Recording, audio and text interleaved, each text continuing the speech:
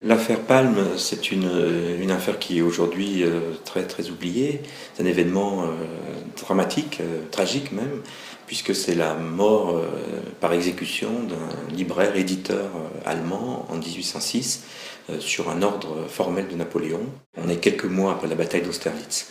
Et la bataille d'Austerlitz a eu des conséquences très grandes sur l'organisation de l'Allemagne. Napoléon a décidé de complètement refondre la carte de l'Allemagne. Il y aura trois grands États dans le sud de l'Allemagne, qui sont la Bavière, le Wurtemberg et le Bade, et tout le reste disparaît. Tout le reste a été, comme on dit, médiatisé, c'est-à-dire toutes les petites villes, tous les tout petits États disparaissent. Et c'est tout un univers mental qui change.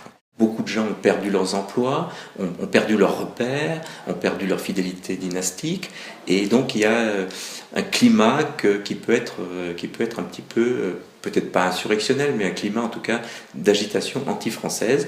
On peut imaginer très bien quand il y a des troupes présentes, même si c'est des troupes qui sont là, non pas des troupes ennemies, puisque ces pays sont les alliés de la France, mais des troupes, c'est jamais, qui restent plusieurs mois, ça se passe jamais tout à fait très bien.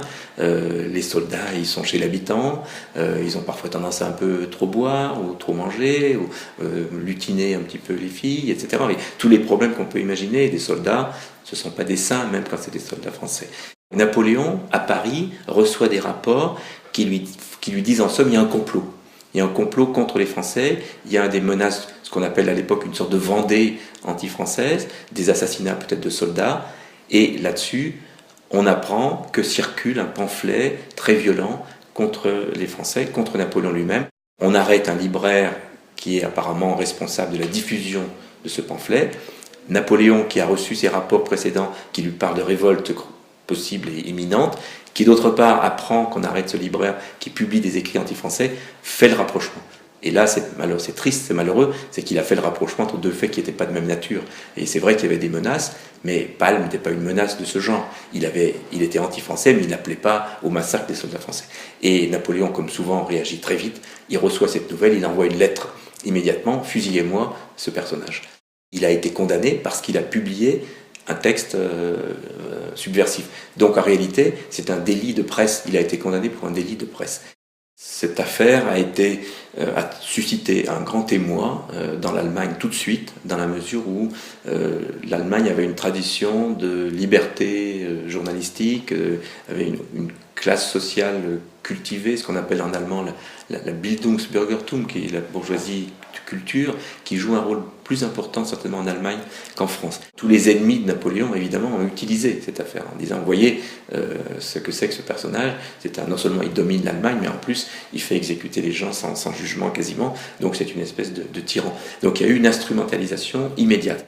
Le souvenir de cette affaire de Palm a joué un rôle dans la cristallisation du nationalisme. Il ne faut peut-être pas exagérer, mais certainement quand on a une figure de martyr, on s'en sert souvent, on la met en avant, et Palm, on a souvent parlé de lui comme le premier martyr de la nation allemande, le premier martyr du nationalisme allemand.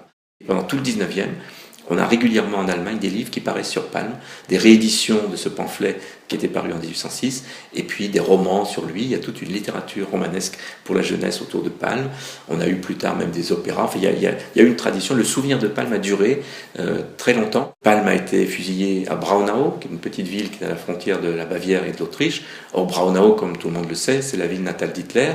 Et quand Hitler écrit Mein Kampf, il ne manque pas de rappeler qu'il est né dans cette ville où Palm avait été fusillé. Donc il dit à peu près cette ville qui était dorée par les rayons du martyr allemand.